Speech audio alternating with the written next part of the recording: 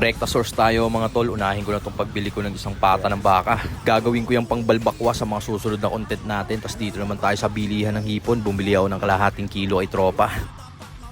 Tapos dito naman sa kabila, bumili ako ng 2 pirasong pampano. Gagawin nating pampano burger yan sa mga susunod na ganap. Tapos dito naman tayo kay Ginang, bumili ako ng 1 kilong calamares. Alam mo naman tol, na paborito ni Tito Otits yan. Ano dyan sa mga utang ko? Ayun no.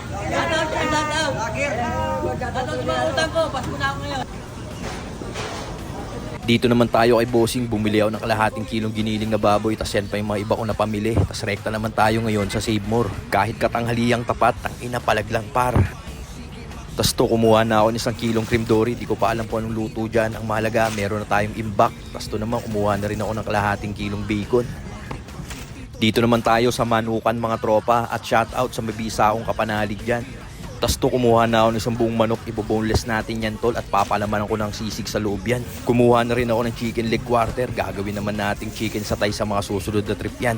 Molo wrapper na rin tol. Lagi ako nagawa ng siomay. Kaya kailangan may stock tayo nyan.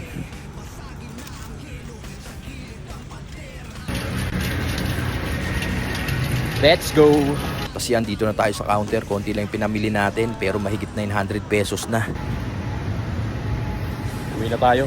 Pag uwi ng bahay, rekta linis na ng 2 pirasong pampano. Tanggalin lang natin yung mga unnecessary shit sa kanya. Tapos sunod natin tong 1 kilong calamares. Tinanggal natin yung balat at laman loob niya para malinis talaga. Tapos sunod naman tong kalahating kilong hipon natin. Tapos tong pata ng baka, hinugasan ko lang ng bahagya yan at okay na rin yan.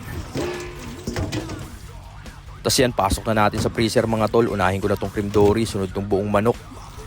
Hulog na rin natin tong pata ng baka, sunod tong bacon. Tapos tong pampano, calamares at hipon. Tapos panghuli tong ating chicken leg quarter. At paano mga tol, hanggang dito na lang. Peace!